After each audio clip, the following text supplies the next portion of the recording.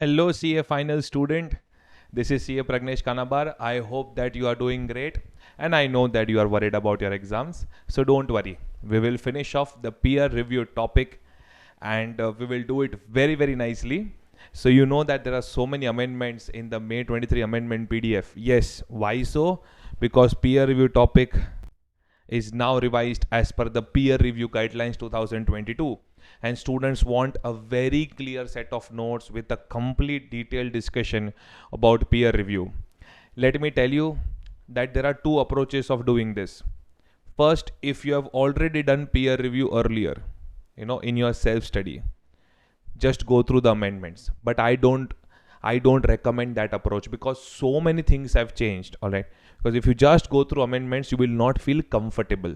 Okay, that is why the second approach is better. Do it from level 0. Do it as if it's a new topic, all right, and you have not done earlier. That is better way to deal with it. Okay, for the students who have not done peer review earlier, for them it is great. This is a fresh start. So whatever I'm discussing over here, please go through it. Okay, so this video is for in-house students, is for YouTube, it's for public at large. All right, so accordingly the references will be taken in the video. Let me tell you, this is not a fast track or just a revision video. It's a proper detailed video, because whether you are a regular course student, fast track, or you're just looking for revision, whatever it is, whenever there is a complete amendment of a new topic, all right, it is better to go into great details of that topic and understand every single line. So as you see, this is the peer review topic in the ICI module, and these are their amendments, and lots of amendments over here. And then I have combined everything, and you have a very, very clear set of notes, peer review as applicable from May 23 attempt onwards. The language will be in this particular lecture a very simple English delivery. All right, because this video is for pan India level, so that everyone from north, south, everyone can understand. I will try to issue another Hindi English mixed video also, but as of now, please adjust with this video so that you can go through the amendments. All right, so everyone over here, what is peer review? I will start from that point. What is peer review? All right, so obviously the ICAI has established a separate board called as peer review board, and this peer review board is responsible for conducting peer review. But sir, we are still not clear about what is peer review. Very simple. If I just want to put it in one line, it is an examination. Just remember this one important line. It is an examination of quality of assurance services provided by practicing chartered accountant. I repeat, it is an examination of quality of, come with me, yes, it is an examination of quality of assurance services which are provided by practicing chartered accountants. Okay, many of you would have heard about this in practical life, many of you wouldn't have heard about this in practical life. So it is nothing but peer review board will select practicing chartered accountants, proprietor, firm, LLP, whoever it is. All right, there is one criteria based upon which they will select the practicing chartered accountants. They will conduct their examination. They will check that whatever assurance services, what do you understand by assurance services? Yes, audit assignments, review assignments, stat audit, internal audit, concurrent audit, review of financials. All right, so such kind of assignments, whatever comes under assurance services, where you are going to express an opinion, such kind of assignments, whether you are performing properly or not, whether you are maintaining quality in these assignments or not. For that, this uncle will check. Who is this uncle? Peer review board. All right, okay. Now how this functions in practical life, just a little bit of introduction, then I will get into the technical points. All right, so peer review board has created a group of examiners. Sir, group of examiners? Yes, because if uncle wants to send someone to your firm to check whether you are performing, whether you are providing quality services or not, then uncle will have to create a group of examiners. and these examiners are called as peer reviewers. These examiners are called as peer reviewers. I am trying to put everything over here so that you can get a snapshot of the things. Okay, sir, but why this word peer review? Because these examiners are none other than practicing chartered accountants. So peer means a person of similar level. So when one person of similar level checks work of another person of similar level, that is nothing but what? Peer review. So the work of practicing chartered accountants is actually examined by, practicing chartered accountants only. Alright. That is why it is called as peer review. Yes sir, yes sir, yes sir. Okay. Now listen to me. This is just a very, very basic discussion. But when I'm doing this discussion, what are the doubts in your mind? Sir, who can become a peer reviewer? Sir, how these practicing chartered accountants are selected? Sir, who can become a part of peer review board? Alright. So practically how this will work? Sir, after the examination, that means after peer review is conducted, sir, will they provide any certificate report? Okay, how will this affect, sir? So what if there are negative remarks? So there are so many doubts in your mind, right? Exactly, that is how the whole peer review chapter is made. Just go through my index, you will come to know what are the points that we are covering, alright? And I will start covering points one by one. Just remember that in all of these points, I'm going to continuously say peer review guidelines 2022, sorry, peer review guidelines 2022, peer review guidelines 2022. All right, that is the reference. So I will use sometimes PRG 2022. When I'm teaching, whenever I say PRB means peer review board, PR means peer reviewer, PU means the practice unit. These practicing chartered accountants who are selected, all right, it's called as PU, practice unit. Okay, so I just few short forms that I'm telling in advance so that when I use it, it is very clear for you. All right, chalo. Let us go point by point, point by point, point by point. Okay. First, framework of peer review. Now you'll be very comfortable with this language.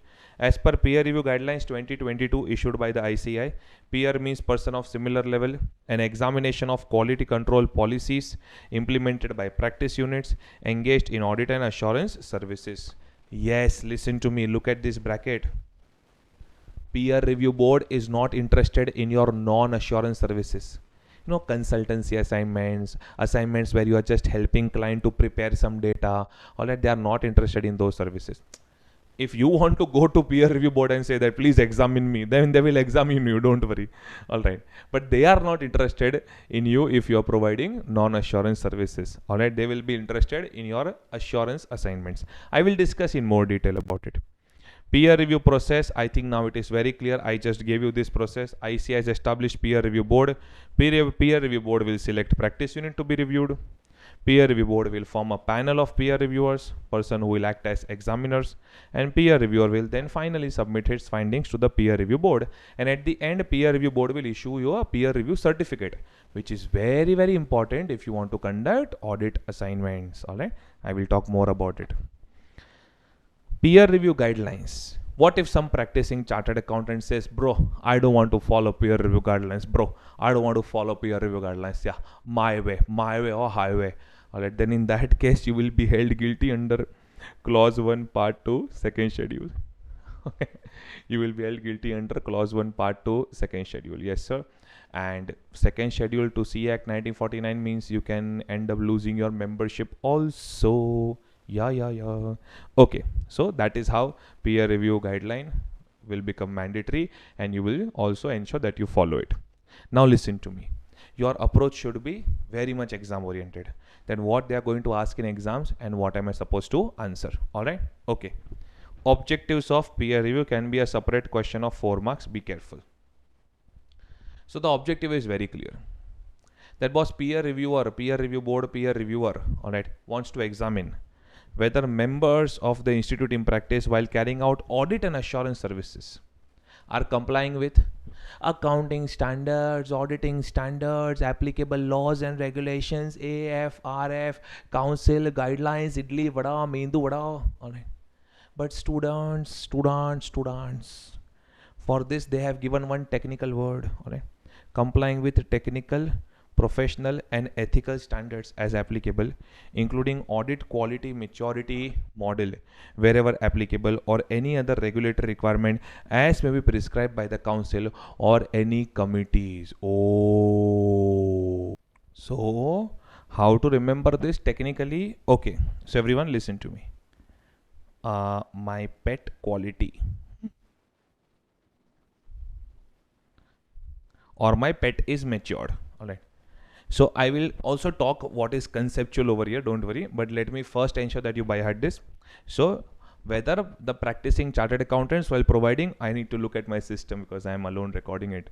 All right, okay, yes. So whether practicing chartered accountants while providing audit and assurance services, okay, whether they are complying with professional, ethical and technical standards, okay, and whether they are complying with audit quality maturity model. What is this?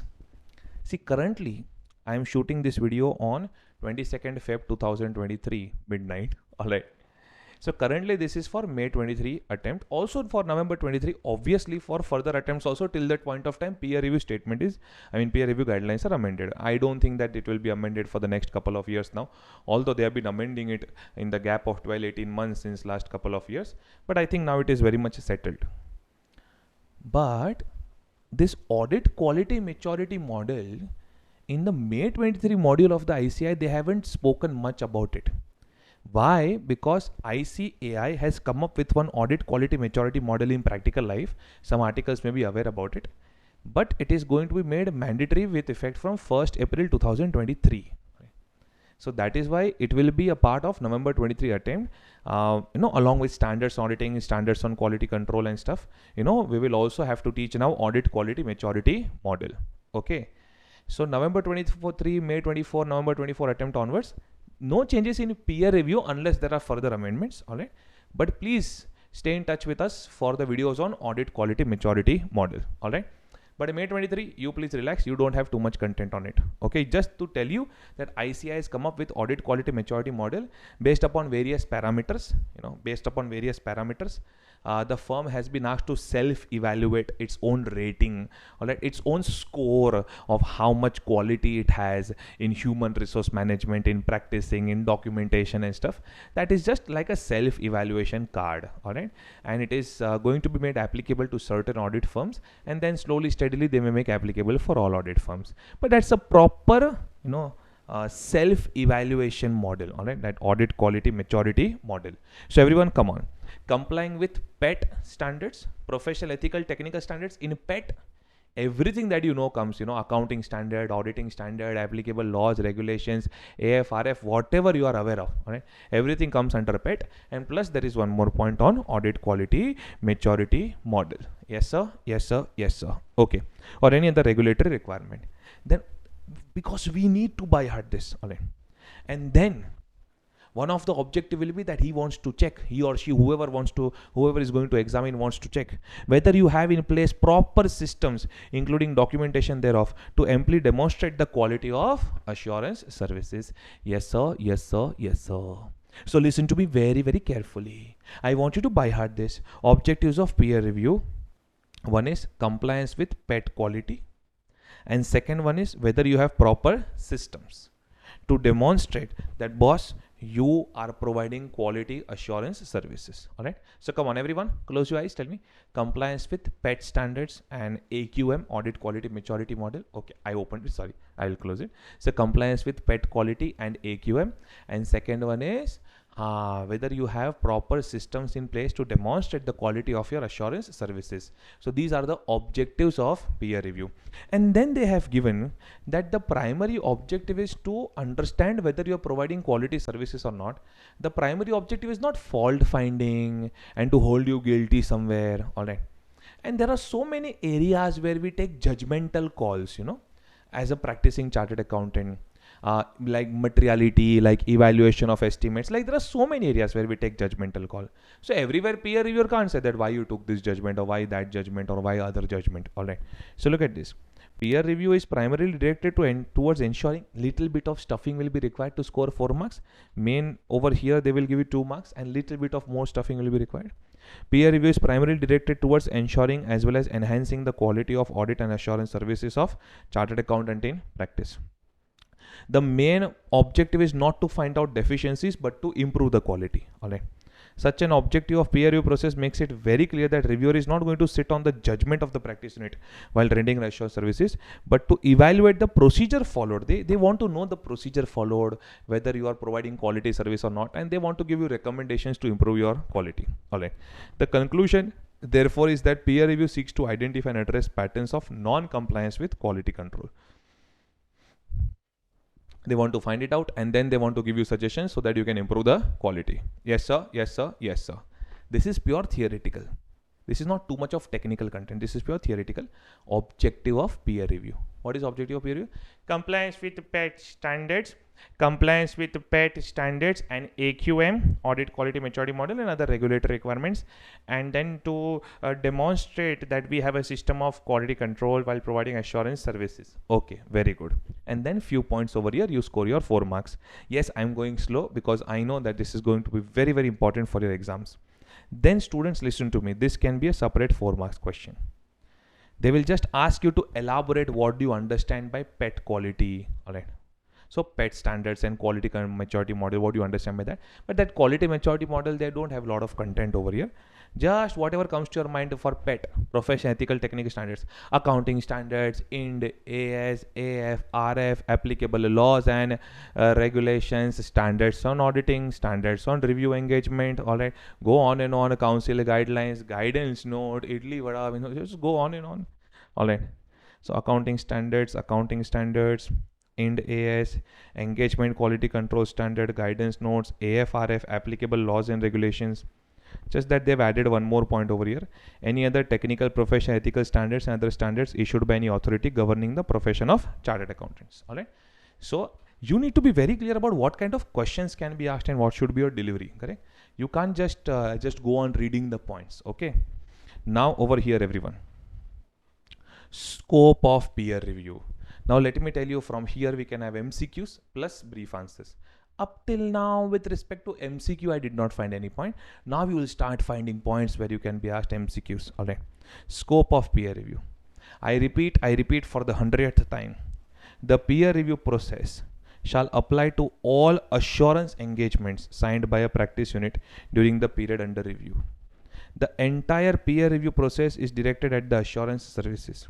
Assurance services means assurance engagement services as specified in the framework for assurance engagements, are basically any audit assignment, any review assignment. All right, issued by the ICAI. Again and again, I'm telling you that peer review is more focused on assurance services. Sir, we have understood, sir, but you need to understand the reverse also. Look at this. Exclusions from the scope of peer review. That means even if peer review board selects your practice unit, all right, you mean your firm for peer review, then they will not focus on these assignments. All right. The hint is non-assurance engagements. Now, whatever comes to your mind, data preparation, consultancy, due diligence work, right? All of that will come over here. Look at this. MCS, management consultancy engagements. So consultancy, representation work, tax representation work. If you are conducting tax audit, obviously we'll be interested. Stat audit, yes. Internal audit, yes. Audit, any audit, yes. Any review assignment, yes. All right. Look at this. Preparing. Where you're just preparing, obviously they are not interested. All right. Okay. Then engagements for compilation of financial statements. What do you understand by compilation? You are again preparing the summaries and consolidation and stuff. Okay. Engagements solely to assist the client in preparing, compiling, summarizing the information, testifying as an expert witness. That is just giving your expert opinion, and mostly in the judicial matters, you are basically not examining and expressing an opinion. Correct. Then providing expert opinion on points of principle. Again, it's a consultancy assignment. Engagements for due diligence, valuation work. Yeah. But That's not an assurance activity. What is assurance activity? Where you examine the data, express an opinion, correct? That is going to be an assurance activity. Any other service rendered or function performed by practitioner but not prescribed by the council to be assurance engagement. So last one is just any other. Okay, so everyone come on. Consultancy, representation work, preparation, all right. Then compilation work, but that comes under preparation only. Then solely to assist or consult the client. And then testifying as an expert witness, providing your expert opinion, then engagements for due diligence, and then any other service. Yeah, there are so many code words that you can develop over here. I leave it up to you, whatever you want to develop. Yeah, pat, crd, so many codes that you can develop.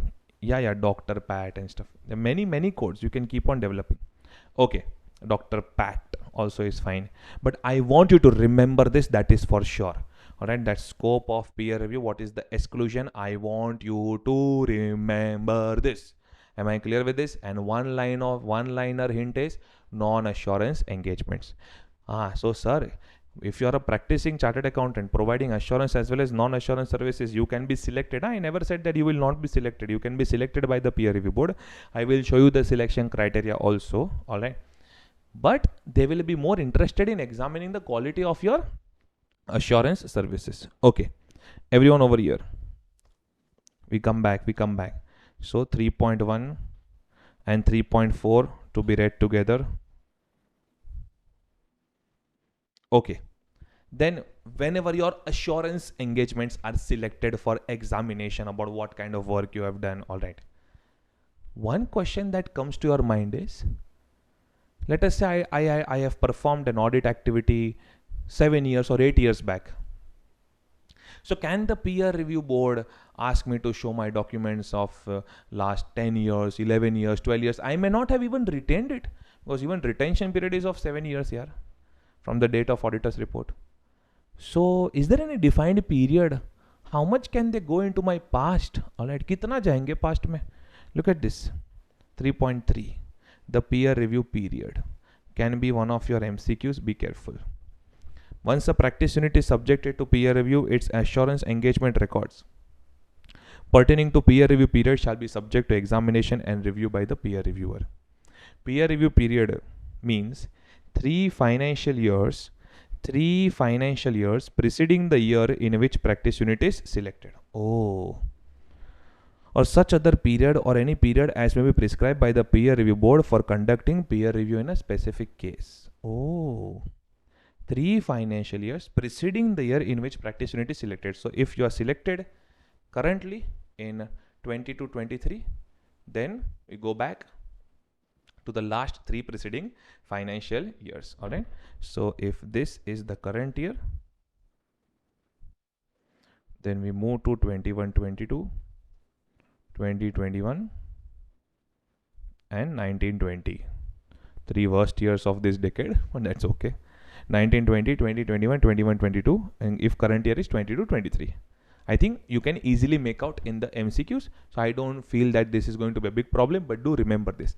However, in peer review, if in a particular case peer review board wants to examine for a particular period which extends this period, and that is fine.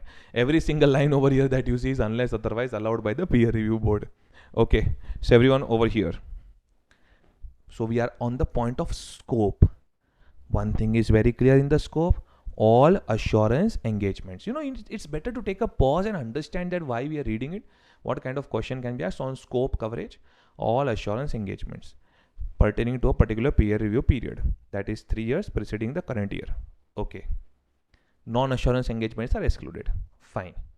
So we came to now what is their coverage? What is their boundary? Now, whatever assurance engagements they are going to select, broadly, what is the focus area? Which points they are going to cover? So everyone over here, we have understood which assignments they will cover. Now, while examining that, what kind of points they are going to cover? The review shall cover. I think now you have a fair bit of idea. They are worried about our quality, our procedures, whether we are complying with PET, professional, ethical, technical standards, whether we are maintaining our AQM, audit quality maturity model, whether we are complying with all the guidelines and stuff. Our systems, procedures, our training of the articled assistants and other employees who are in audit functions. Come on, you can't just by heart everything. If you start imagining, you will be able to write these 4 or 5 points. So whatever can be an MCQ content, you need to do it very clearly. But in case of other points, at least broadly you need to remember the pointers and then you can expand. Look at this. Compliance, compliance, compliance with PET, with directions of the council, all right, and then they are talking about different directions. So even if 1 or 2 words here and there, if you forget, then it is fine. Then self-evaluation under audit quality maturity model. Try to show off in front of the examiner that yes, you have studied this. Okay. Then quality of your reporting, your systems, your procedures, your training programs, but they are worried about assurance services. If you see systems, procedures for assurance service, training programs for staff, including article and audit assistants concerned with assurance functions. All right. Yes. The moment you see article audit assistant, you get emotional. All right.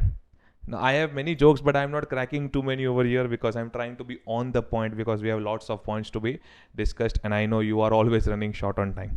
Okay, so everyone over here, because if we start imagining that when peer reviewer visits and what kind of conversations we will have with article, then that is a plethora of jokes.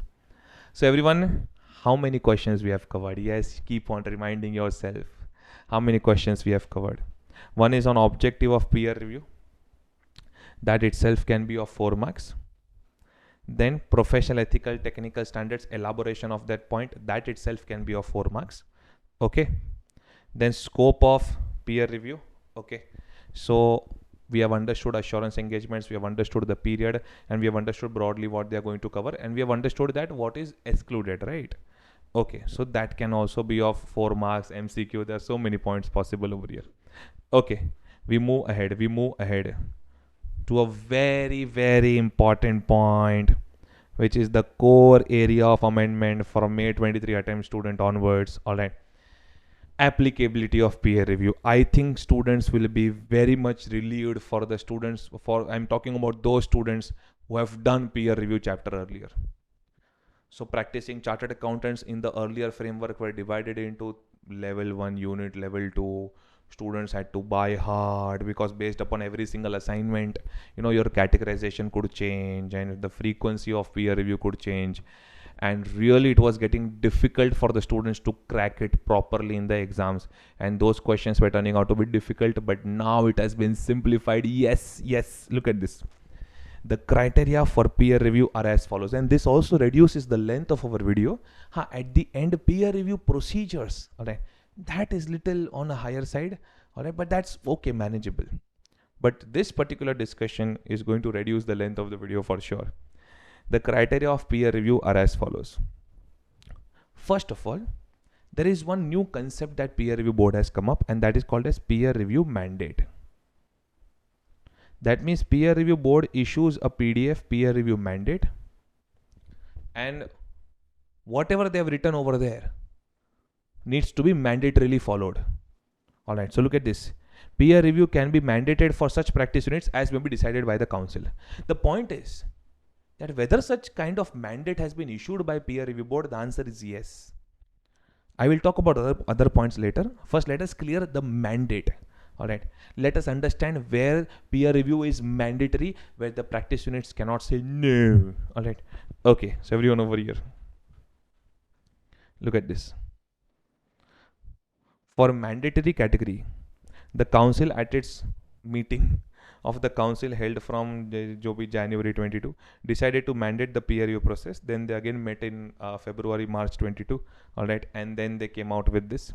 So accordingly, the peer review mandate operative from 1st April 2022 has been made in following 4 stages. First, they are going phase wise, all right, because they want to cover maximum practice units, all right, who are providing assurance services. After this one phase is over, then again they will come out with another peer review mandate. Okay, phase 1, practice units which propose to undertake statutory audit, go slow, of enterprises whose equity or debt securities are listed in India or abroad. It's not only about just listed public company whose shares are listed in on an Indian stock exchange. No. They're talking about listed entities, whether your shares, all right, or debentures or bonds, whatever are your debt securities, whatever security it be, if it is listed in India or outside India on a recognized stock exchange, that is the definition given of a listed entity even in SEBI LODR, all right. So boss, you have to mandatorily get your peer review done, get a proper peer review certificate if you want to accept audit of listed entities. Am I clear with this? Yes, you need to mandatorily get your peer review done, get a mandatory peer review certificate from the peer review board if you want to accept audit of listed entities. And this mandate comes into picture from 1st April 2022 itself. Now your doubt is, why so strict and why so immediate? Relax. These auditors, these audit firms were anyways peer reviewed in the earlier framework also. So 99% or in fact 100%, these firms would already have an existing peer review certificate. And that is why it was very much easy to make it applicable for these firms who are conducting audit of listed entities. So that means the point is very simple. From 1st April 22 onwards, if they want to accept audit of any listed entity, then in that case, you need to have a valid peer review certificate.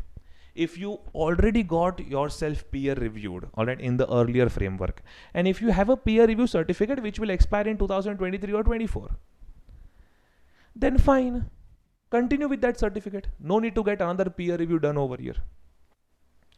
Okay, sir, so we have to get the peer review done. Yes, all right. Once you are very clear that okay, this mandate is applicable, then you have to apply. I will talk about that procedure. All right. So you have to apply and get this peer review done and stuff. But if you already have an existing peer review certificate, which is anyways going to continue till 2022, 23 and stuff, then continue. All right. And just few months before the expiry of that certificate, you are supposed to get your peer review done. I will talk about that procedure. Don't worry. So it was the easiest and the simplest way to make it applicable for this phase one practice units. All right. So everyone over here, look at this. For auditors of this category, phase one, peer review is already mandatory by SEBI. This mandate is further requirement stipulated by the ICI. So not a problem at all. So everyone over here, we go back. Phase two, practice units which propose to undertake statutory audit of unlisted public companies. Unlisted public companies. Okay. Having paid up share capital of not less than rupees 500 crores. Okay. Or having annual turnover of not less than rupees 1000 crores. Okay.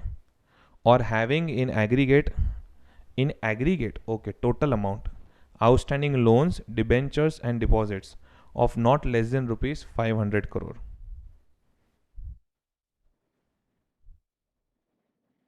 Loans, debentures, deposits of greater than equal to rupees 500 crore.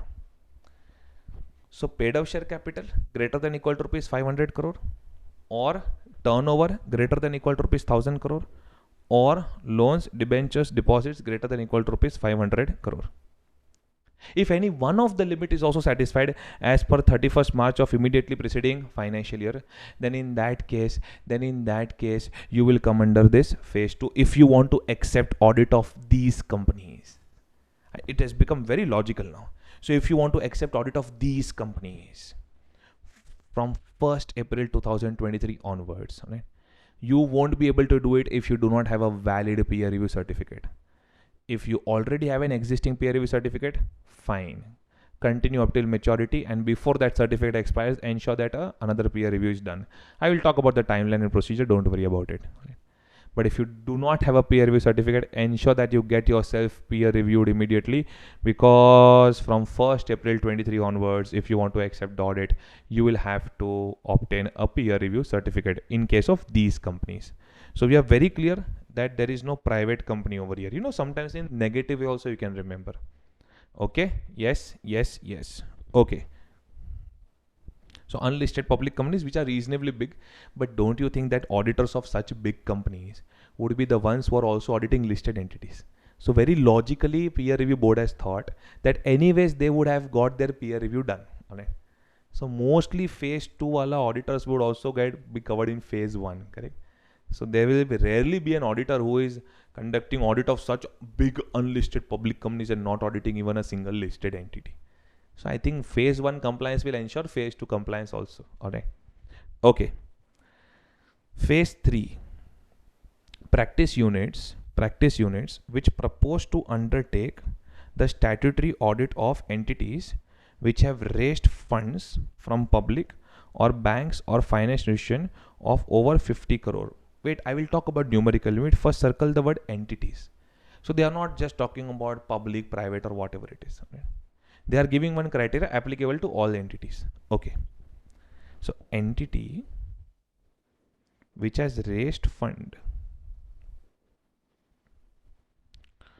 from public, bank, financial institution of from public, bank, financial institution of over 50 crore rupees, more than rupees 50 crore during the period under review, or of any body corporate including trust which are covered under public interest entities. Sir, can you let us know what is public interest entities? In future, if the council wants to give a definition, they will give the definition of public interest entities. PI. But if you want to conduct audit of PI, see, nowadays India is changing with respect to lots of regulatory requirements, because there are so many entities, which can have a very big impact on economy. Could be a corporate entity, could be a trust, but still not listed or something like that. Right? So India is thinking about bringing up a definition of PI, public interest entities. So in future, if wherever they define PI, alright, you will be covered over here. Okay, so for these practice units, there is a prerequisite of having peer review certificate from 1st April 24. So from 1st April 24 onwards, if you want to accept audit of these companies, alright, then in that case, please ensure that you have a valid peer review certificate. Otherwise, you will not be able to accept audit of financials of these entities. Okay. Or practice units rendering attestation services and having 4 or more partners.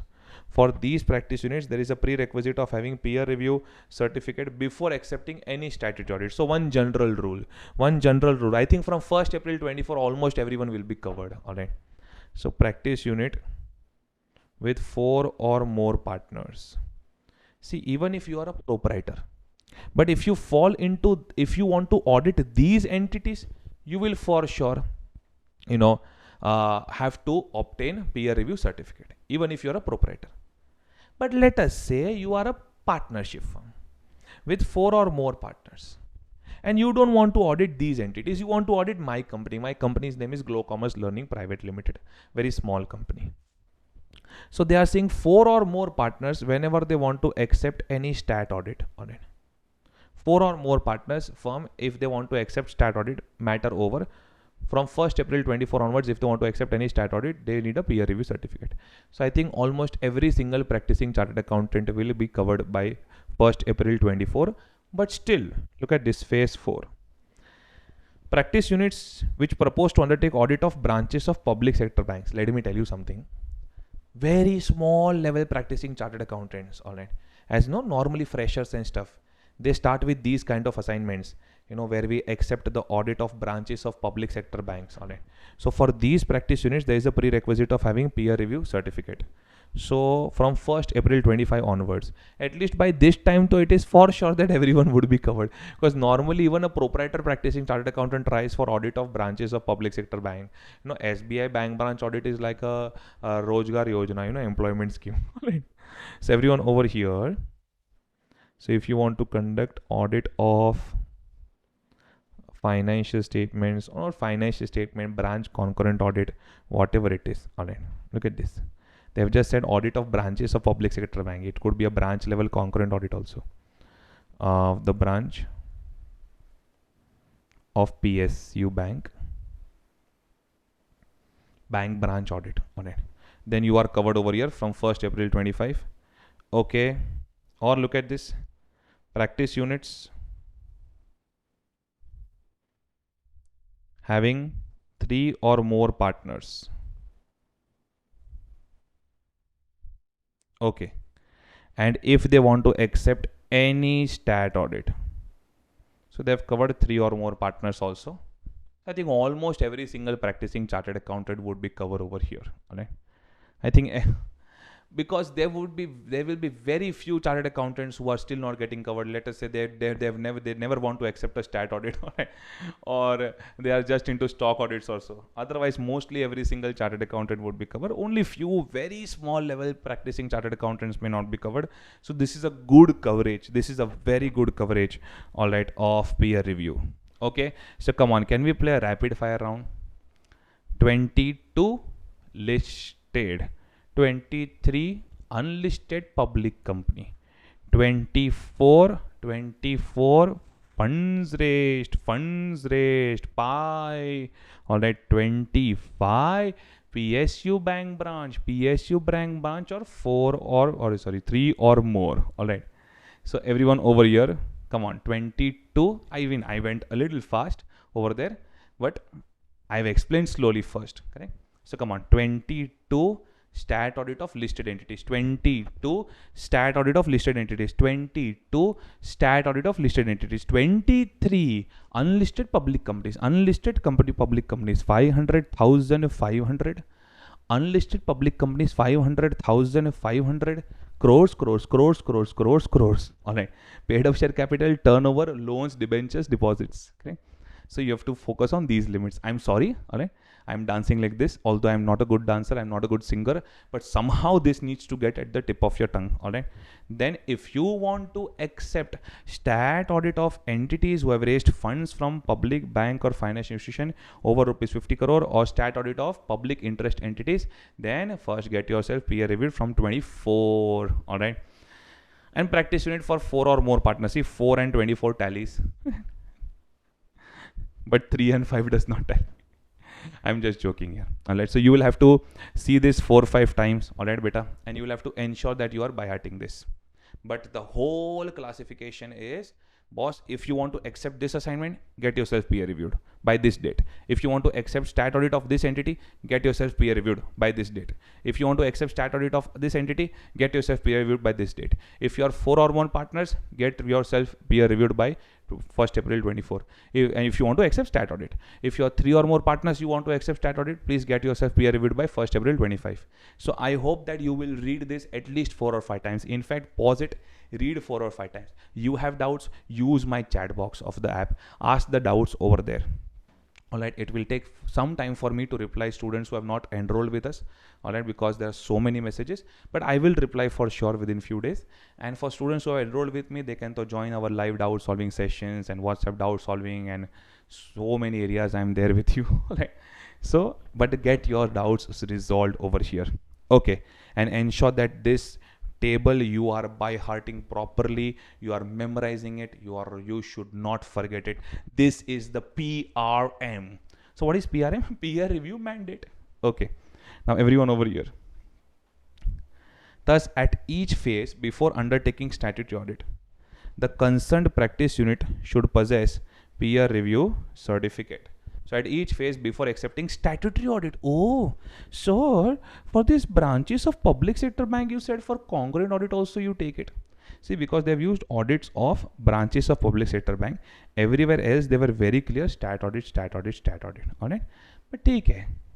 When you are going to accept congruent audit of a public sector bank branch, obviously you are a reasonably bigger firm, you would be targeting some stat audit also. So practical life you would have been covered over there, but take care.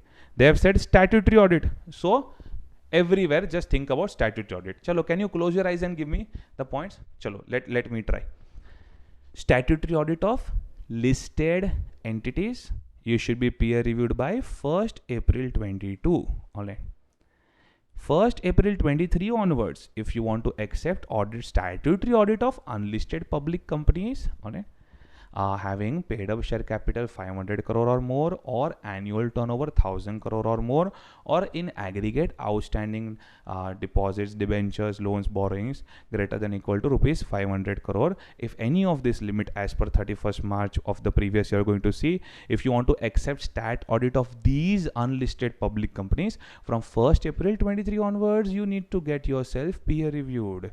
Then if you want to accept stat audit of entities who have raised funds from public banks, all right, financial institution over rupees 50 crore, you need, and if you want to accept stat audit of these entities from 1st April 24 onwards, you need to get yourself peer reviewed. You want to accept stat audit of PI, public interest entities, from 1st April 24 onwards, you need to get yourself peer reviewed. You are a partnership firm with 4 or more partners from 1st April 24 onwards, you want to accept stat audit of any entity, please get yourself peer reviewed. Then if you want to accept stat audit of public sector bank branches, all right, then in from 1st April 25 onwards, then please get yourself peer reviewed. Hello, you are a partnership firm with 3 or more partners, you want to accept stat audit from 1st April 25 onwards, please get yourself peer reviewed. If you are already peer reviewed by these due dates, and if you still have an existing peer review certificate, then you can continue with that certificate. But before the expiry of that certificate, you need to ensure that you obtain a valid new certificate. That means before the expiry of the existing certificate, you need to ensure that you have a new certificate. That means you will have to get the peer review done. Obviously, that is the point. Yes sir, yes sir, yes sir. This is the peer review mandate. All right, so if I can do it, even you can do it. See, I'm such a boring aged person. If I can do it, even you can do it. I'm not aged, huh?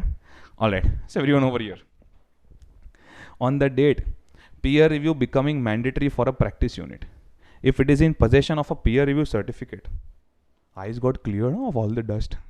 There is no need of once again subjecting the practice unit to peer review till the conclusion of the validity period, all right, of the said certificate. It is necessary for such a practice unit to possess a new peer review certificate on conclusion of the validity of the peer review certificate that was available at the time of peer review becoming mandatory.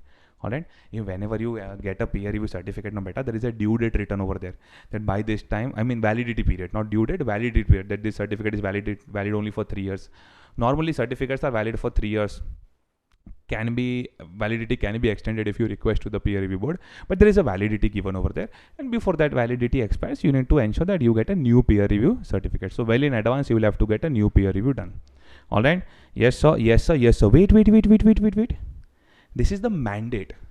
Sometimes, you know, some proprietors may feel, yeah, we were not covered by peer review, yaar. I also want to get myself peer reviewed. Yes, because peer review certificate has some goodwill, has some weightage.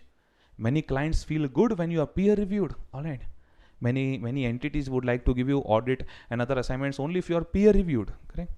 So that is why voluntarily also you can apply for peer review. So what we were studying was the mandate. All right, even voluntarily you can apply for peer review. Any practice unit may suo motu on its own apply to the board for the conduct of its peer review. Okay, and in that case there is a procedure that board will respond within so many days and stuff, but you relax, don't worry too much about it. Whatever is given in the module that we are covering. Otherwise, if you see, I've opened, I have cross-checked, you know, the content of the module with peer review guidelines, that to runs into 110 pages. Okay, so everyone over here, but whatever is given in the module that we are covering.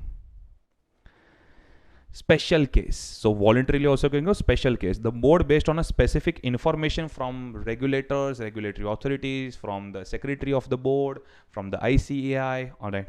So they can get a peer review done in case of a special case, even though it was not covered by the peer review mandate. All right. Requires a special peer review of the practice unit, may conduct a special peer review of the practice unit for such period as may be determined by the board. There is one nice concept called as new practice unit. So what is new practice unit? Look at this. A practice unit whose date of establishment is less than 12 months, immediately preceding the date of receipt of application of peer review. So when you applied for peer review, you are not even 12 months old. All right. Your unit, your practice is not even 12 months old. then in that case it is considered as a new practice unit, or a practice unit is in existence for a period exceeding 12 months but not rendering any assurance services. So you are there, you would have taken COP, you have established yourself since last 3 years, but you have not provided any assurance service, and you want to get yourself peer reviewed. Fine. But in that case, you will be considered as a new practice unit. Sir, what is the effect of this definition of new practice unit? The effect is on the procedure. You will see that in the procedure, there will be some effect, the number of days given to complete peer review and stuff is shortened, and you will see that effect. But in the procedure, just remember that the new practice unit is the one who is established for less than 12 months. When the peer review application was given, it was not even 12 months old. Or second, if it is in existence for a period of more than 12 months, but not providing any assurance service. These two practice units will fall under the definition of new practice unit, will have an impact on the procedural part. All right. So everyone over here, how are you feeling? We are done with the selection criteria and applicability of peer review. Please by heart the last 15-20 minutes of the discussion. Please ensure that it is at the tip of your tongue. All right. Now we need to increase our speed, because again we will slow down in the peer review procedure. So there is a board called as peer review board. Chalo fast. It is formed by the council of the ICAI. Minimum 6, maximum 12 members. And whatever is the strength of the board, at least 50% should be council members. That means members from the council of the ICAI only. All right, because it is a a board closely associated with the ICAI. So obviously the council members would like to be the part of the board. Chairman and vice chairman should be from the council of the ICAI. Member of disciplinary committee, discipline board, these are various disciplinary authorities established under C Act. They cannot be members of PRB. Obviously, yes, because disciplinary authorities need to maintain their independence, so they cannot be part of executive over there. All right. Next, term.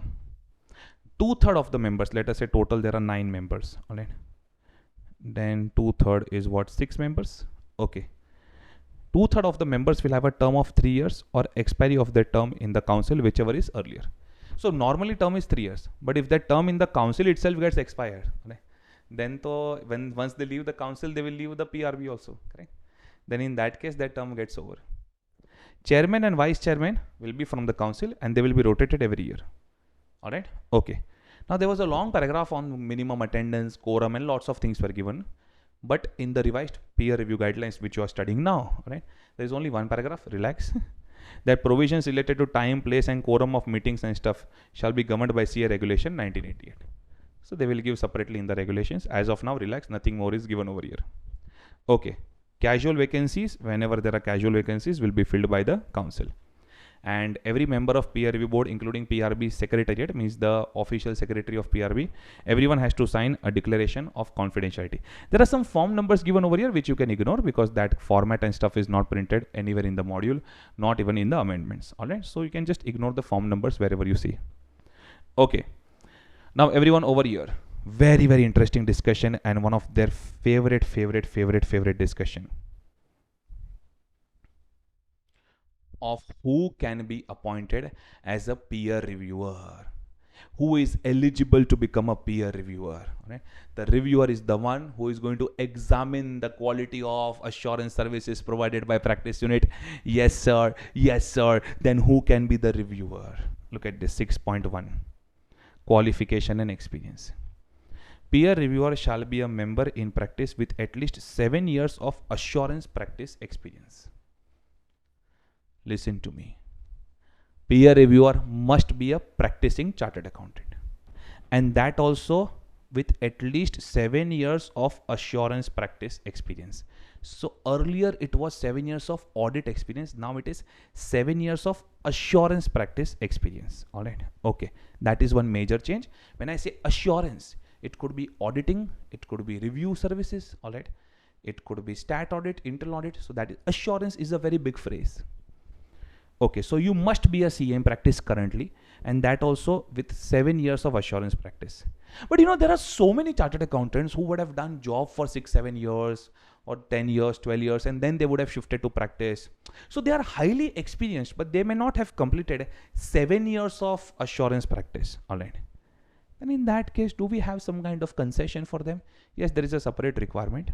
So everyone over here, In case a member has moved from industry to practice and is currently in practice, he should have at least 10 years of audit experience in industry and at least 3 years of audit experience in practice, and is in whole time practice at the time of enrollment and appointment as peer reviewer.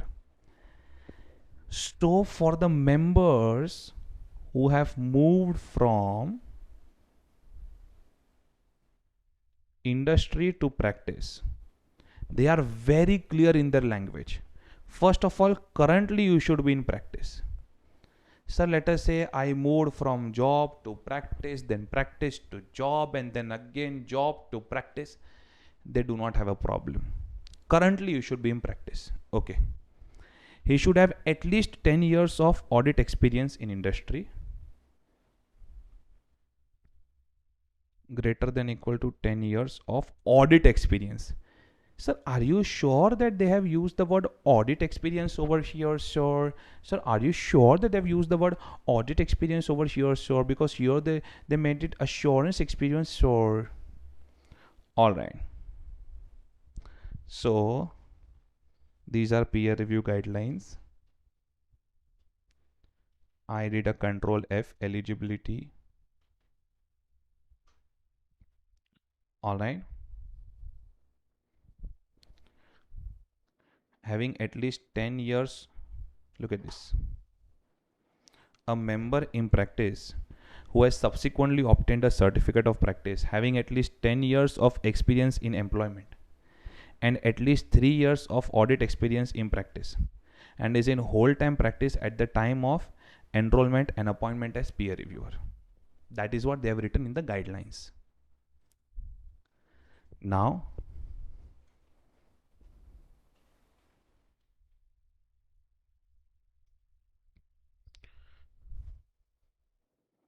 we move over here. Look at how it is written in the module. In case a member has moved from industry to practice and is currently in practice, look at how it is written over here. A member in employment who has subsequently obtained a certificate of practice. Chalo, we will say largely the language is okay. But look at this, at least 10 years of experience in employment and at least 3 years of audit experience in practice. So 10 years of experience in employment is in which field they have not given. All right. But look at the module. 10 years of audit experience in industry and at least 3 years of audit experience in practice. This is the existing module. Now they gave amendments. All right. In the amendments,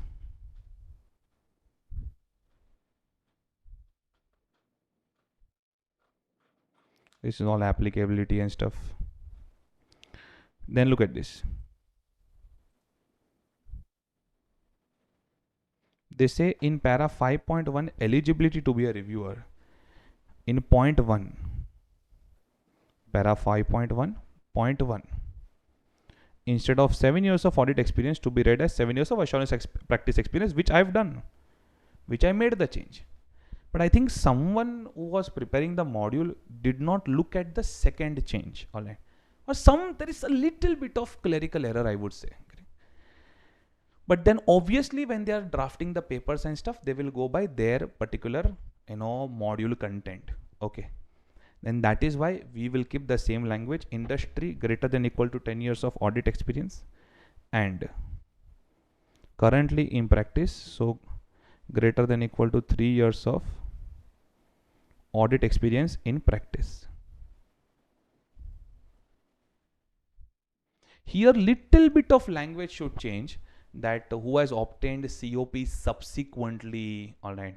So was earlier in employment and obtained COP subsequently with at least 10 years of experience in employment and 3 years of audit experience in practice. I saw. But it's okay. I mean, I am not playing too much over here, so I will go with the module. But that does not make a big difference. I don't think it will impact your examination answers. All right. So you please go by what is given in the module. But I had to be transparent about what is happening over here. All right. Okay. So then we are very clear about these two very, very important points. Okay. Now look at this. Should have undergone the requisite training and cleared the requisite test for peer review as prescribed by the board. There are lots of workshops, seminars, training, test to be given when you want to become a part of peer review panel. So you need to clear those trainings and stuff. All right. Then whatever are the declarations which peer review board will ask you to sign, declaration of your eligibility, acceptance and stuff, you need to sign it. All right. Sign a declaration of confidentiality, acceptance declaration. You need to sign these declarations. Then disqualification. Be careful over here. Member is not eligible to be appointed as peer reviewer if if there is any disciplinary action on you. All right. Even if it is pending, okay, still you cannot be appointed as a peer reviewer, because when already these actions are pending, then any point of time you will attract disqualification. So better not to appoint. All right. Or if you have been found guilty, then in that case, in the past, if you have been found guilty, obviously they will not appoint you. Then if you have been convicted by court, held guilty by court, within India or outside India, for offense involving moral turpitude. See, professional matters are covered over here. But for offense involving moral turpitude and stuff, then in that case, obviously, again, they will not consider you for appointment of peer reviewer. If you have any kind of obligation or conflict of interest in PO, see, listen to me. These three are actually disqualifications.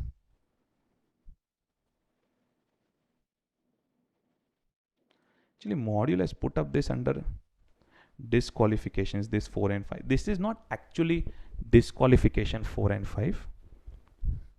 So 4 and 5, these two are not disqualifications. In these two cases, you will not be eligible to conduct peer review of that particular practice unit in which you have an obligation or conflict of interest. So in the first three cases, you will not be a part of peer review panel itself. Right? In the fourth and fifth case, you can be a part of peer review panel, but you will not be eligible to conduct peer review of that particular practice unit in which you have an obligation or conflict of interest, where you would have shared some commercial relationship, or currently, via you may have any kind of obligation or conflict of interest. All right. Because you have to give these declarations that I don't have any obligation or conflict of interest.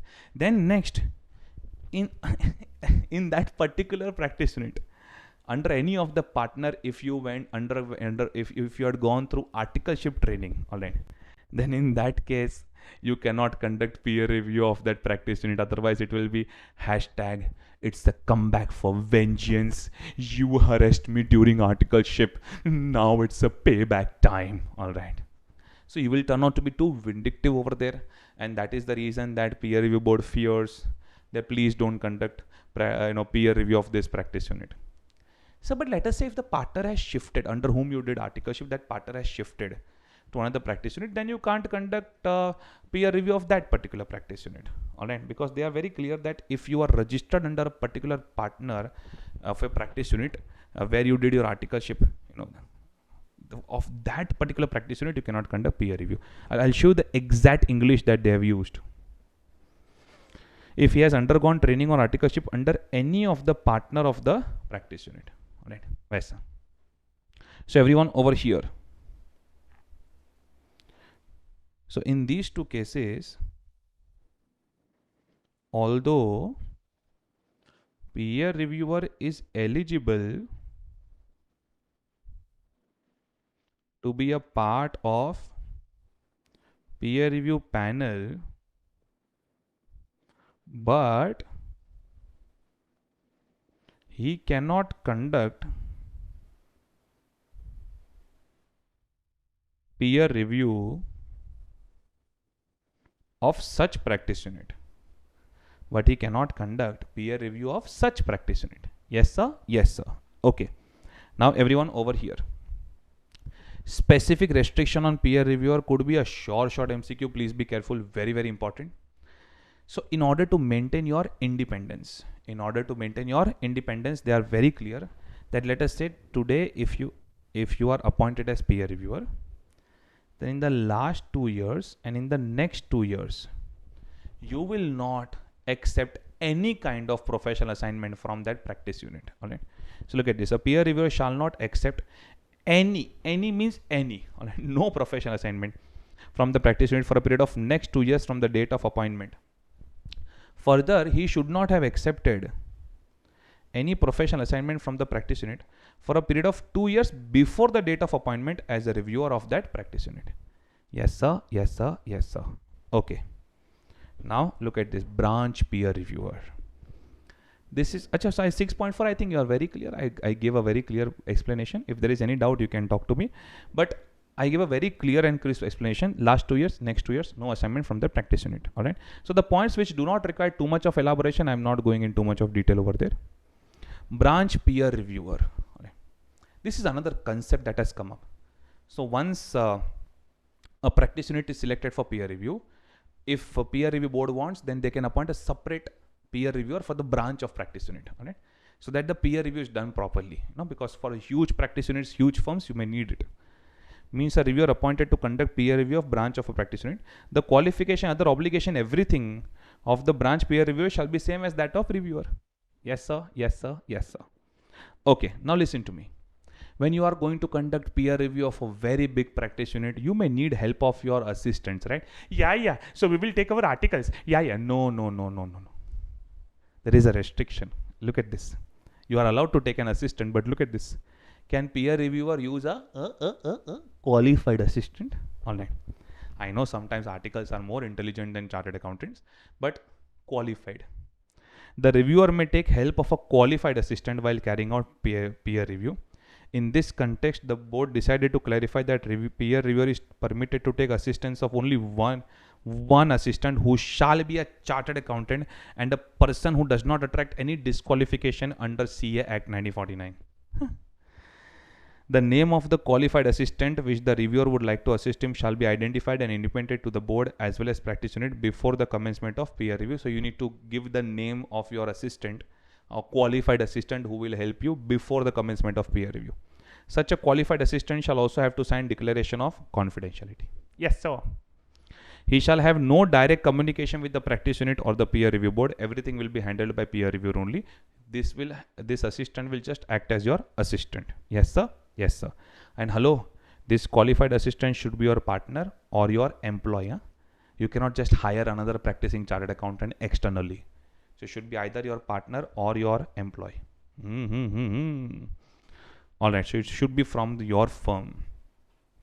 So this can be another discussion. So whatever we are studying since last 30-40 minutes, mostly that has a chance of being asked in MCQs and some really good technical answers. So eligibility has been one of their favorite. Okay. Peer review board is not that favorite in exams. And above that, Baba was another level discussion. So eligibility, please be careful. And qualified assistant, I'm expecting this point in the MCQ. All right. Then only one assistant, this point in the MCQ, something like that. Okay. For qualified assistant. Now, obligations of practice unit and peer reviewer.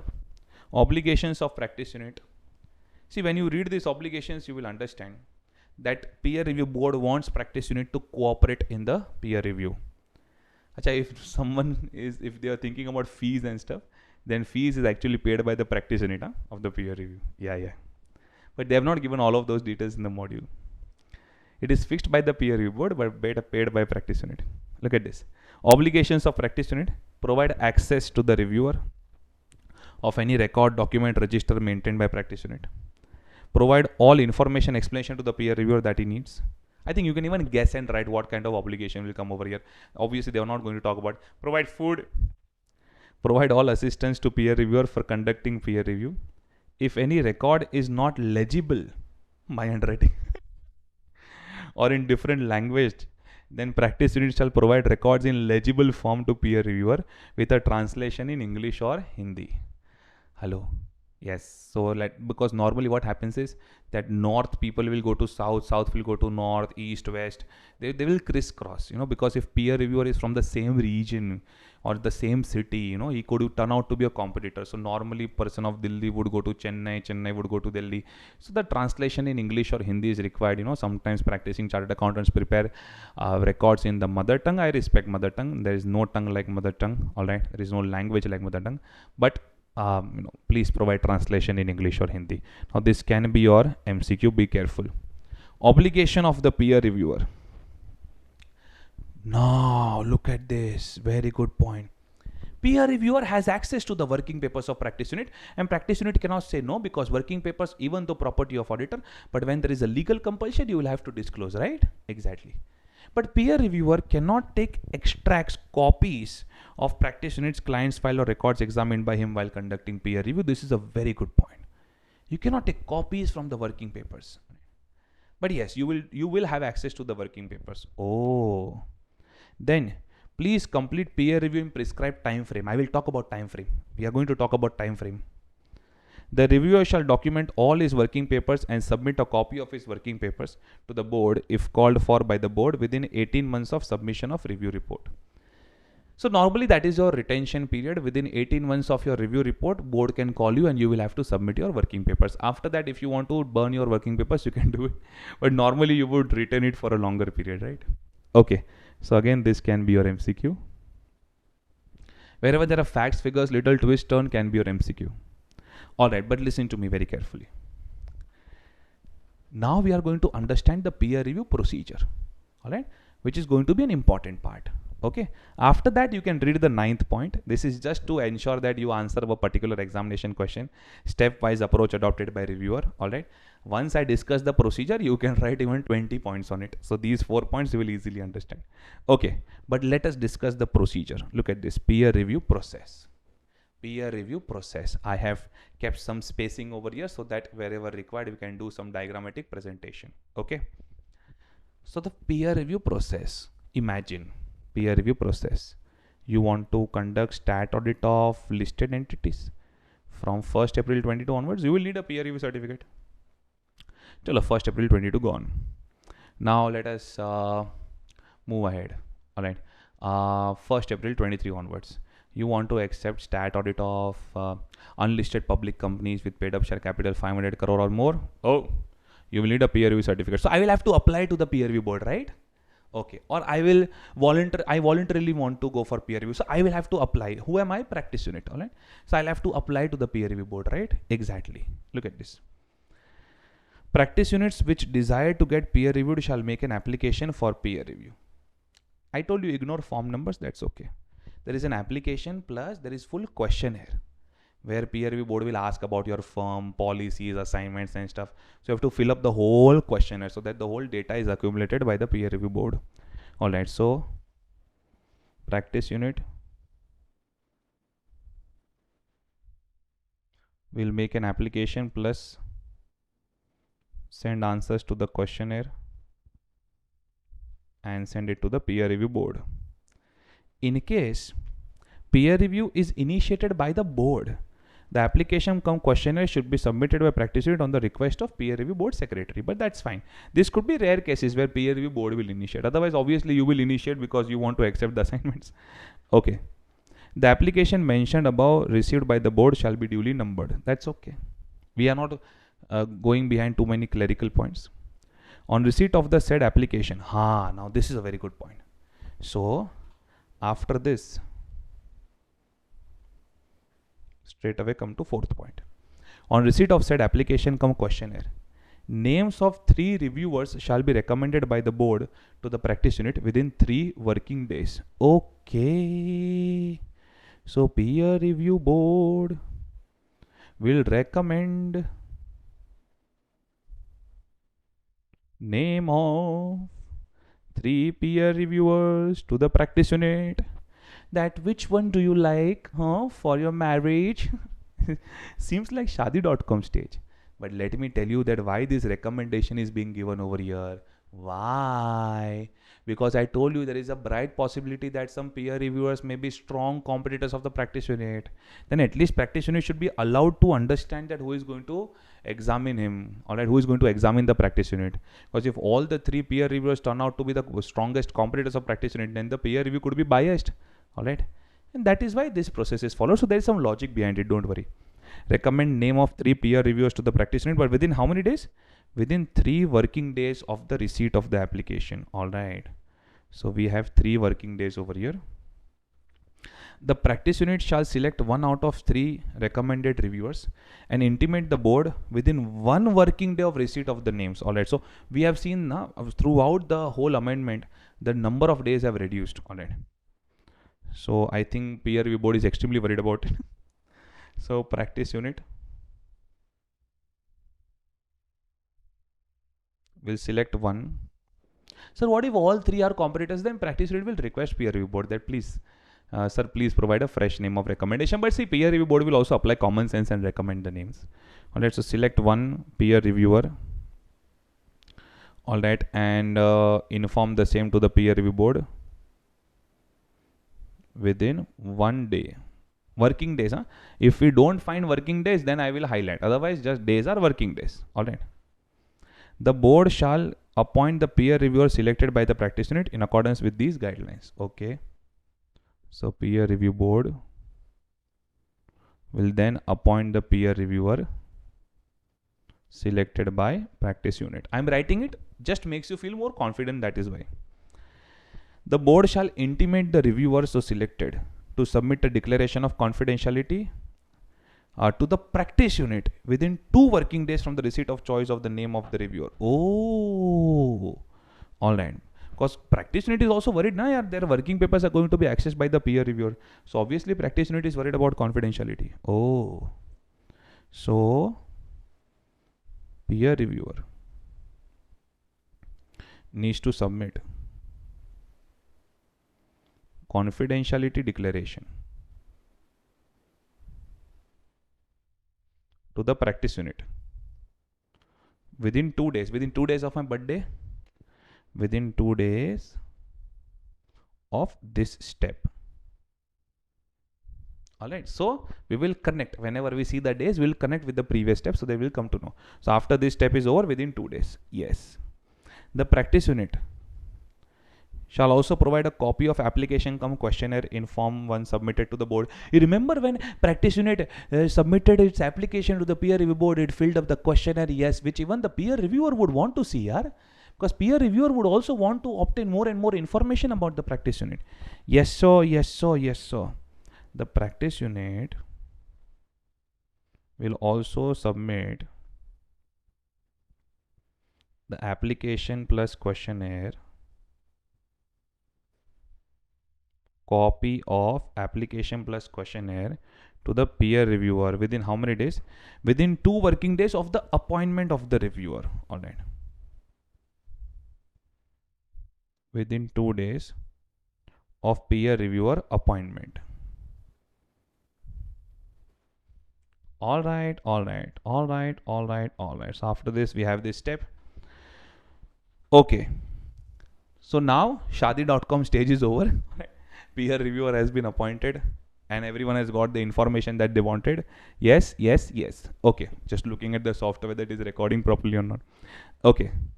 Peer review procedure to be followed by the peer reviewer. Clause 7 of peer review guidelines 2022. I've just used this clause numbers so that in between they have used it so that you can understand what they're trying to say. All right. Now peer review procedure to be followed by the peer reviewer. This is more like planning stage and stuff, you know. This is not pure execution. This is more like planning area.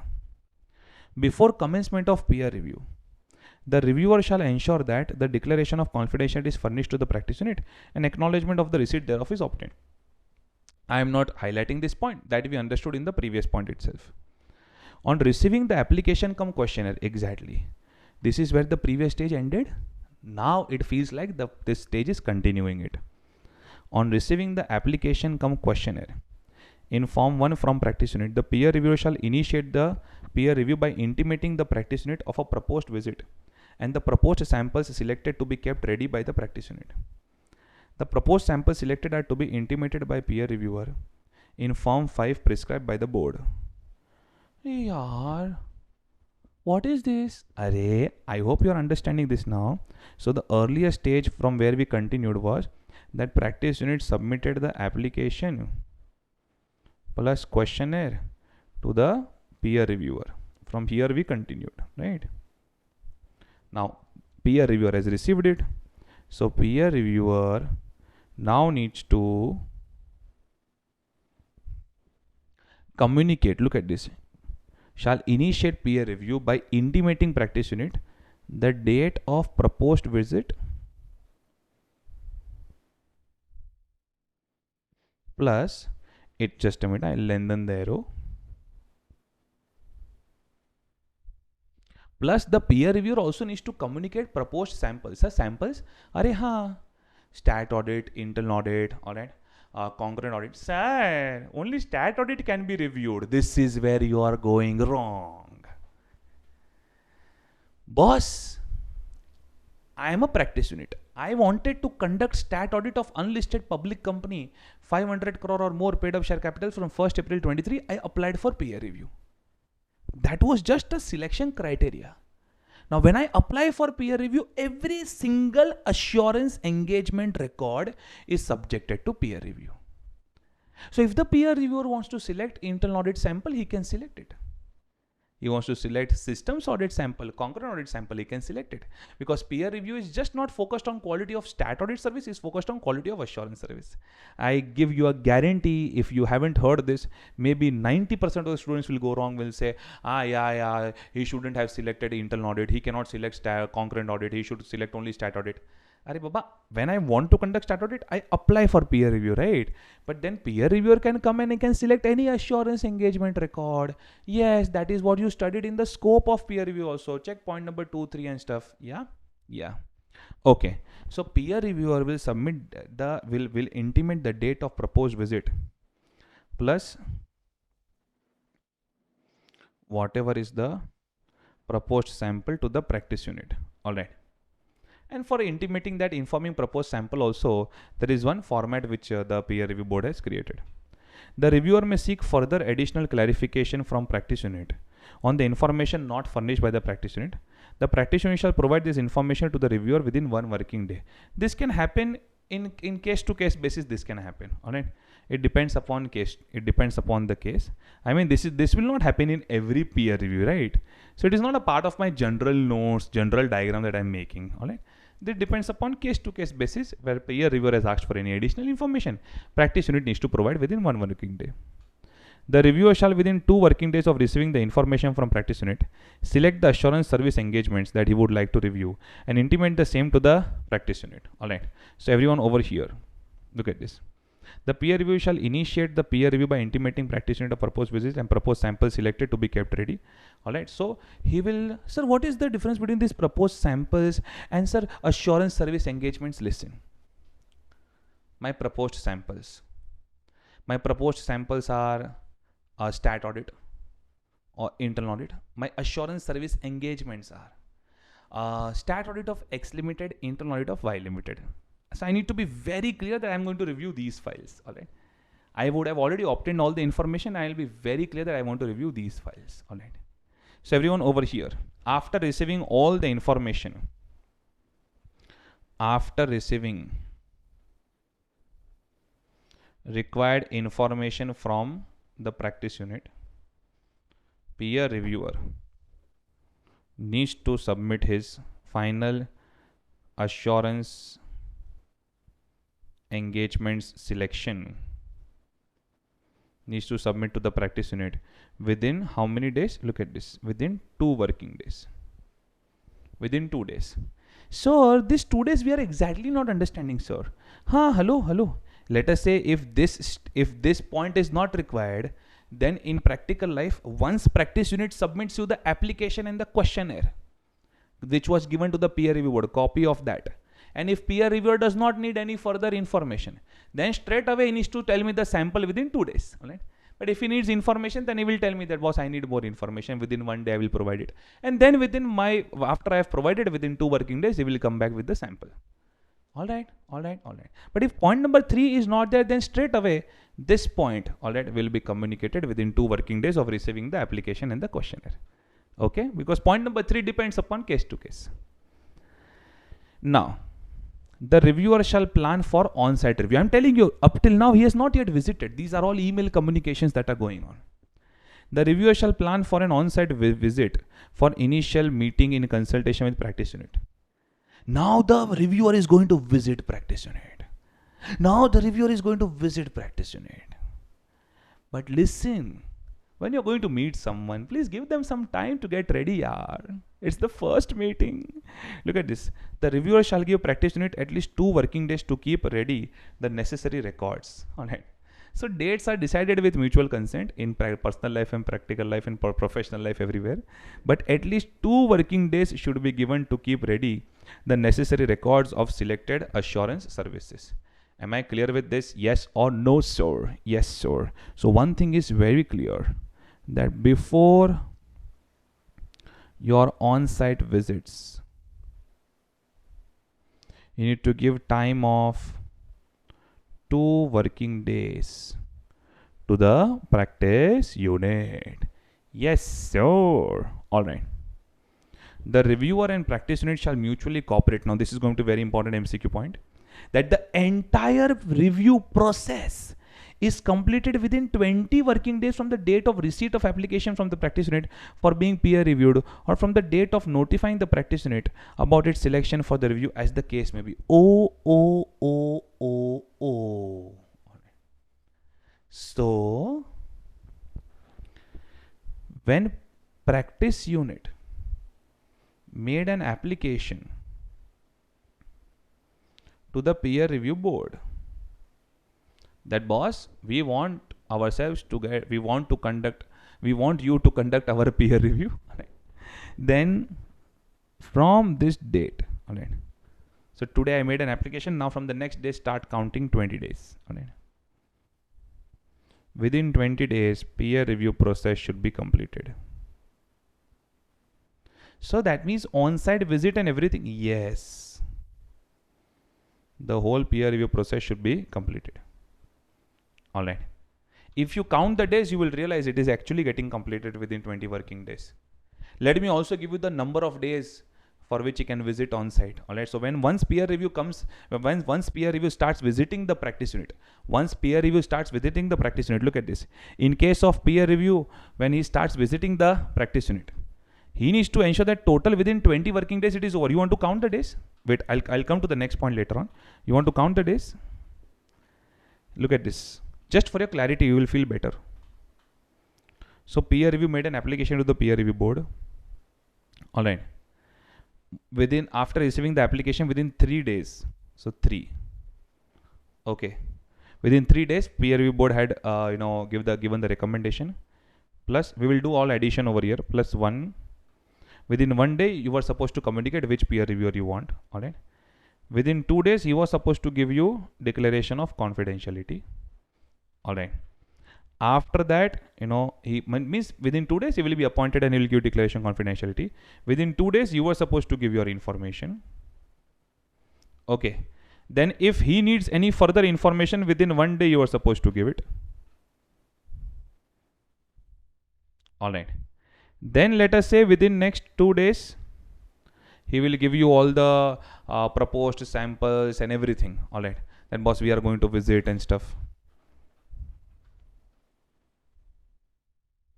So 3 plus 1 plus 2, 4, 6, 8, 9, 11. 2 days prior notice needs to be given. So let us say even if things are happening at the last moment, all right, let us say plus 2 days, he will give you the time to wait. He will give you time to get ready. So 3, 4, 6, 8, 9, 11, 13 and 7 working days. All right. So within 20 working days, it should get over. So you are still getting 7 days over here.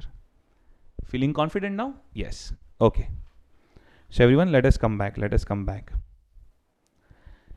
In case of peer review of a new unit, the reviewer and practice unit shall mutually cooperate and ensure that entire peer review process is completed within 7 working days from the date of receipt of application cum questionnaire from the practice unit for being peer reviewed. See, in case of new unit, peer review board will not select them. All right. So they are saying that, boss, when the new unit, which one is the new unit? Oh, yeah, which is in existence for less than 12 months or which is in existence for more than 12 months but have never conducted assurance service. Oh, yeah. Then in that case, what do you think peer reviewer is going to review? All right. So it will be a very basic review. Within 7 working days, everything should get over. All right. This is a very, very aggressive target. All right. Okay. Understood? Very aggressive target. Okay. Done. Now everyone over here. So the second last stage, when the peer reviewer is visiting. Sir, it's over na peer review. No, they just give you the days, right? But actually, practically, we just discussed that peer reviewer had sent the samples that, okay, I'm going to review this. Now he will visit. No, actually, he will visit. He will come on site. All right. Okay. So peer review visits will be conducted at the practice unit's head office or branches or any other location. This on-site review should not extend beyond 6 working days. I think you got it now. On safety basis, they have kept 6 working days over here, right? You got it now. Okay. Sir, we are not getting this number of days. Sure. This is execution part. The whole peer review. Practice unit made an application to peer review board. The whole peer review needs to get completed. The whole peer review process. All right. That means from the planning stage to execution, to the execution stage, and peer reviewers then submitting the report to peer review board, this, at least this much, needs to be completed within 20 working days. In case of new unit, within 7 working days. All right, the whole process should be completed. But if the peer reviewer wants to visit on site, correct, if the peer reviewer wants to visit on site, then he will be given 6 working days, not extra, within this 20 working days itself. That is why I gave you the full calculation, so that you are not confused, right? Come on, just forget about new practice unit. That is a very small assignment. Just talk about normal practice units. All right. So 3 days, peer reviewer within 3 days of your application gave you the recommendations. Then you gave him, you selected peer reviewer within 1 day. Then within 2 days, peer reviewer was supposed to get appointed and sign confidentiality. Within 2 days, you were supposed to give the information to him. For any additional information, 1 more day was given. Then within 2 days, he will give you the sample and stuff. All right. Then he will give you 2 days to get ready, and then around 6-7 working days are left. So on safety basis, they have given you 6 days over there. All right. Yes sir, yes sir, yes sir. Okay, sir, understood now, sir. That is why I said stay focused from the beginning, based on the size of the practice unit. The reviewer, let us say when uncle starts reviewing, if uncle feels I think some more samples required, I need to review more files, he can do it.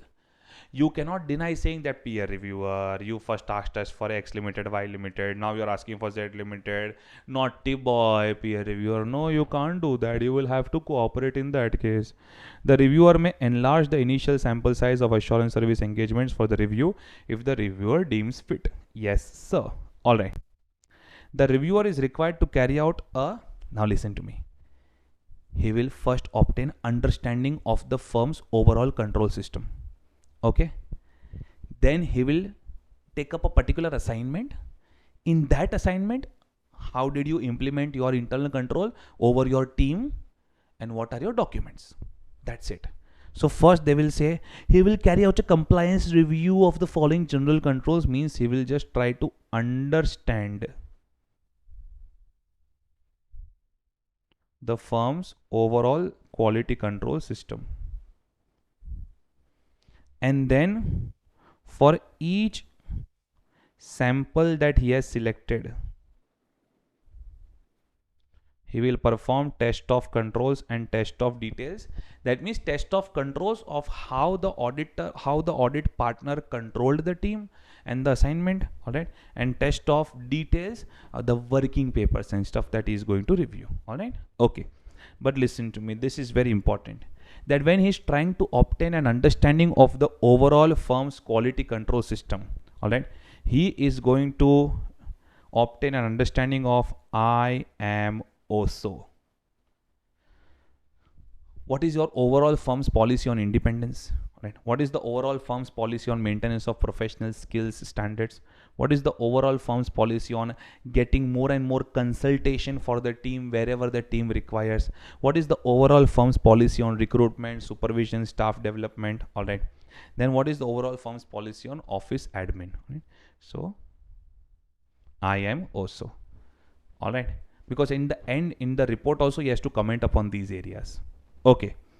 And then for each audit, he is going to perform test of controls and test of details. When he is performing test of controls, in each audit, when he is performing test of controls, all right, what is his major area? whether engagement partner who was conducting that particular audit, who was the leader of that audit, quality control, then whether engagement partner had taken adequate steps to ensure that the audit is as per professional legal standards and stuff. Look at this. The compliance approach is to assess whether proper control procedures have been established, followed by the practice unit to ensure that assurance services are being performed as per PET, professional, ethical, and technical standards. The following areas should be considered: what kind of records they are maintaining, whether they are actually evaluating the internal controls of the teams or not, and of the clients also. Then what kind of test they are performing, whether they are checking presentation and disclosure of the financials, what are their reports, what are their opinions, all right, whether they are maintaining supporting evidences, documents for that or not, all right. Substantive approach will be more on the documentation part, what kind of documents they have maintained, whether it is adequate or not, all right. Okay, so I think this much you can understand. Peer reviewer is not going to play garba with the practice unit, right? So obviously he is going to focus upon these areas only. All right, now everyone over here. Procedure for peer review of a new unit. Peer review of a new unit is to be conducted based on antecedents of the partners and policy parameters announced by practitioner for conduct of attest functions. Basically, too much of an on-site visit and stuff is not required when it comes to new unit. The reviewer has to verify the same from the application cum questionnaire submitted by the practice unit, as well as on-site visit, which shall be restricted to only one day. I told you much of an on-site visit is not required. So if you are visiting a new practice unit, nothing more than one day. This can be your MCQ. Be careful. All right. Good one. Very good one. Okay. Now, at the end, after execution, reviewer will submit his report to the peer review board. Now listen to me very carefully. Okay. After completing the on-site review, you completed your review. Now you obviously want to submit your report to the peer review board. All right. Hey, hello. This report was about the new unit. All right. Now this is about the established practice units, the normal practice units whose detailed peer review has been done. So after completing the on-site review, the reviewer shall submit the peer review report to the board along with Form 9 if, in his opinion, the practice unit has adequate systems and procedures in compliance with technical, professional, ethical standards. A copy of the report shall also be forwarded to practice unit. Listen to me very carefully. So after the execution stage is over,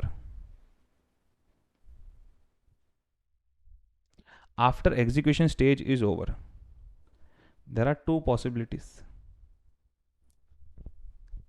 Either you are satisfied that everything is adequate and everything is in compliance with technical, professional, ethical standards. Then in that case, you don't have to give first a draft report to the practice unit and then get the responses of practice unit, then give a final report to the peer review board. No. If it's a clean report, then in that case, peer reviewer will straight away submit to the peer review board and will give a copy to practice unit. But draft report, taking responses of practice unit on record, these things are required. Look at this. In case, in the opinion of peer reviewer, the systems and procedures of practice unit are deficient or non-compliant. Oh, so the peer reviewer is not happy.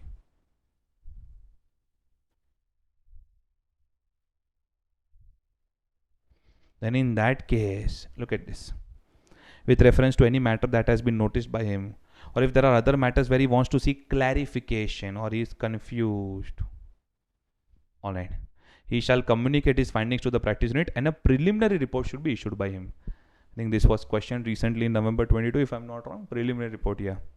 And students had to write this content because this has not changed much from the previous peer review. Okay, so peer reviewer will give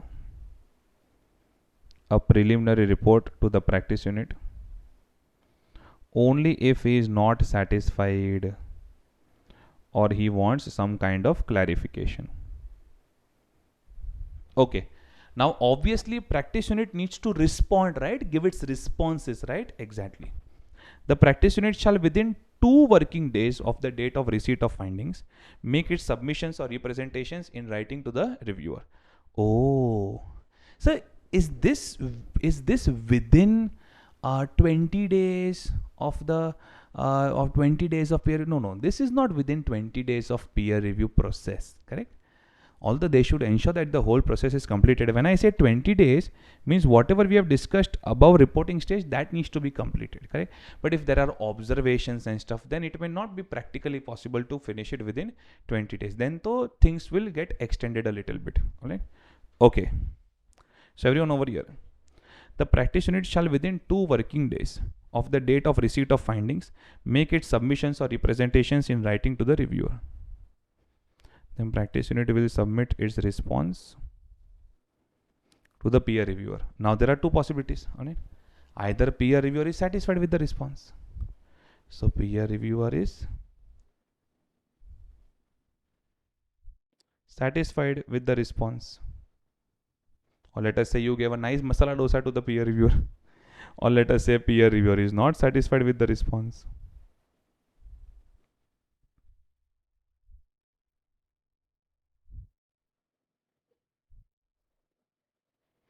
Okay.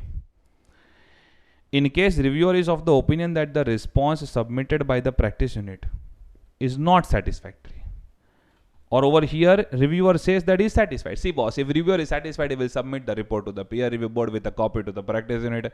No one is interested in Asta channel over here. Everyone is interested in Big Boss. That is unfortunate, but the reality. Alright. You should watch Asta channel for meditation.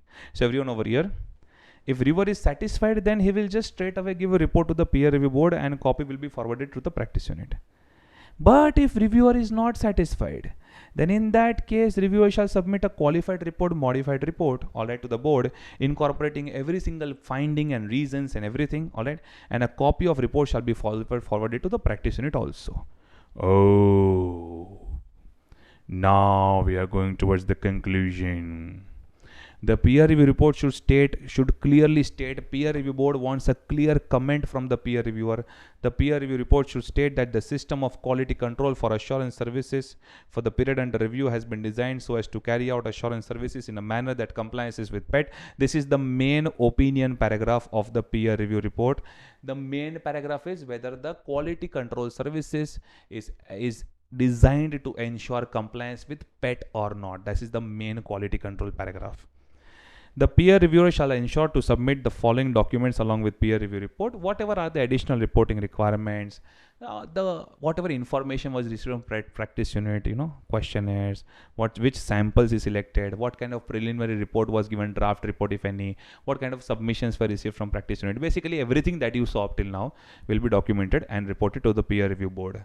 But everyone is interested in controversy. That once peer reviewer gives a negative report, then what happens finally? Yes, we are coming to that point. Control, please. The practice unit as well as reviewer shall ensure that all documents submitted to the board are duly dated, signed and complete in all aspects. Okay. The reviewer and practice unit shall mutually cooperate and ensure that entire peer review process is completed within 20 working days. Alright. From the date of notifying practice unit or date of application. In case of new unit, entire process is completed within 7 working days. So they should ensure that this reporting stage is also done. But I told you that if you actually count the days, execution stage will be done for sure. Whether reporting stage will be done or not, it's a little doubtful thing. Alright. Okay. Action by peer review board. Action by peer review board. The peer review board secretary shall ensure that peer review report is accompanied by all the documents. It shall also ensure that documents are complete. So basically there is a secretariat in peer review board who will look after all the documentation, compliance and stuff. That at least everything is received properly. Then these reports will be tabled in the peer review meeting. Yes, we are coming towards the climax of that negative remark. Alright. All reports shall be placed before the board or its subcommittee for its consideration and issuance of peer review certificate. In case of a qualified report, if there is a negative remark, let me tell you, the peer review board secretary shall place the report before the board for consideration. The board may decide for a follow-on review. What is this follow-on review? That means further examination will be conducted. one more time examination will be conducted after a period of 1 year from the date of issue of report. Oh, that means your peer review is not over. One more examination will be conducted, but within 1 year from the date, after 1 year from the date of issue of report. But let us say that if the board is of the view that no, we need to get it done fast, all right, then in that case, it can reduce the period of this follow-on review for 6 months. That means further examination will be conducted after 6 months. So general rule after 12 months, exceptionally it can be done after 6 months, all right. The whole reporting stage is like a flow chart. So in fact, I was doing it, that okay, this can happen or that can happen. If you want, you can write it on one page flow chart also. But because it is an amended discussion over here, that is why I wanted to do it in paragraph form. Okay, now everyone over here, why this whole peer review was done? Because we want a peer review certificate. We want a certificate. So if there is a normal clean report given by the peer reviewer, then in that case you will get your certificate. But sir, within how many months? Look at this. In case of unqualified report issued by peer reviewer, the peer review secretary shall place the report before the board or its subcommittee for consideration and issuance of peer review certificate to the practice unit, but only after peer reviewer confirms the fee received from the practice unit by him.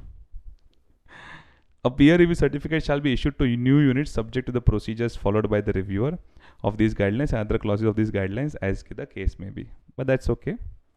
That not something to by heart. The certificate so issued by the board shall be noted by the board at its meeting. But what is the timeline? Certificate shall be signed by the chairman, vice chairman. And obviously there has to be a clear specific period that okay, this certificate will remain valid up to this period. But within how many days they will issue the certificate? The peer review board secretary shall serve the peer review certificate upon the practice unit. How many days? The peer review board secretary shall update the list of practice units having valid peer review certificate. Yes, it has already been updated on the website also. Okay. In case where a qualified report has been issued by the reviewer and has been considered by the board, the peer review board secretary shall inform the practice unit that a peer review certificate cannot be issued along with the reasons thereof, as well as inform them about the due date for conducting a follow-on review. But within how many days they will issue peer review certificate? Within how many days? Look at this. Over here, see, either they will have to issue peer review certificate, or in case of negative remark, they will have to say that when they will conduct the further review, correct? But something they need to do over there. Sir, if they don't issue peer review certificate and if they are going to conduct a further review, and what if our certificate expires? All right, listen to me. Then in that case, you can apply for extension of the existing certificate if it is possible. But if they don't extend it, then it's going to be a big problem. Because once you are peer reviewed, you need to always get yourself peer reviewed before the due dates, right? Before the certificate expires. And without this valid certificate, you cannot sign on any document. You cannot sign on any report or certificate. But don't worry, they will not leave you in such a situation. Right? But technically the point is that without a valid peer review certificate, once you are reviewed, then every time you need to renew the certificate. And without PUC, you cannot drive your vehicle. Similarly, without peer review certificate, you cannot sign on the reports or certificates. That's a very harsh provision, but it's there. Why I brought you to the amendments, all right, of the RTP, of the amendment PDF, to see that they have printed all the points on peer review certificate. But within how many days that certificate will be given, that is not given over here. All right. Okay. So over here,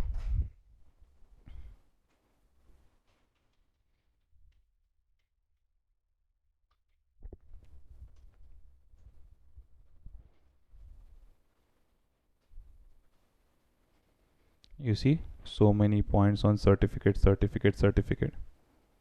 All right. Okay. So they have given so many points on certificate. certificate. Yes, don't worry, they issued immediately before the due date. There are some timelines given over here, but you don't have to get too much into it. In the previous peer review statement, they had given clear timeline that within 3 months it will be issued and stuff. There are some timelines over here also, but don't get too much into it. It's okay. All right. But once the peer review certificate is given to you, they will prescribe the validity. In that validity, right, they will say it very clearly the due date, I mean the expiry date of that certificate. Now, what is your duty? Everyone over here. Validity of peer review certificate. A practice unit cannot continue with the existing certificate whose validity has expired. All documents signed by practice unit during the intervening period will be invalid. Therefore, it is the responsibility of practice unit to complete the peer review of the firm and submit all necessary documents at least 1 month before the date of expiry of previous certificate. That means 1 month before the expiry of the existing certificate, you need to ensure that you get a new certificate or at least apply for the certificate.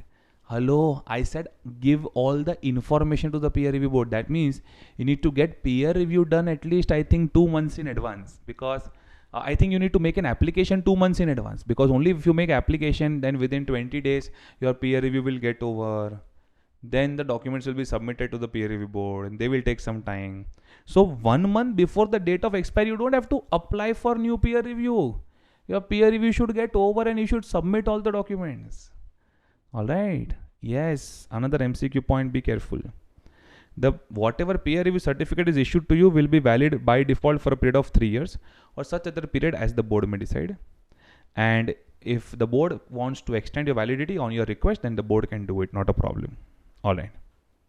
You can request and get your validity extended. Obviously, like every other assignment, even peer review has its own limitations. Peer review cannot give you guarantee, and in case of negligence, you can't hold the peer reviewer responsible. It is always the auditor who will be held responsible, because peer review is just is just checking of quality on a very small scale, just on sampling basis, correct? So they have given 3-4 lines on limitations for peer review. That's it. And that is how we end this particular discussion, the whole chapter of peer review. After this, immediately you should see your lectures of quality review. All right. So students, don't worry, in quality review don't have any kind of change. So students, that was my very detailed discussion on the topic of peer review. I really hope that you are able to understand the discussions over here. Thank you so much.